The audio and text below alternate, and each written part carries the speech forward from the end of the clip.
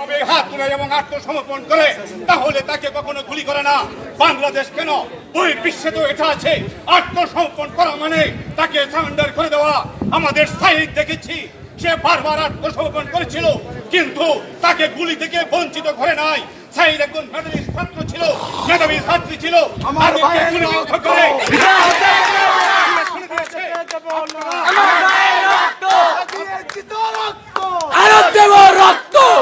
যে আন্দোলন করছেন একটি যুক্তিসঙ্গত আন্দোলন, একটি যুক্তিসঙ্গত আন্দোলন।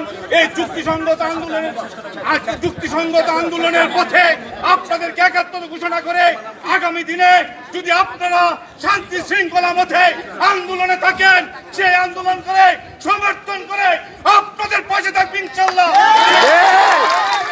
আপনাদের সাহসী ভূমিকাকে ধন্যবাদ জানিয়ে আমি আমার বক্তব্য শেষ করছি। ধন্যবাদ।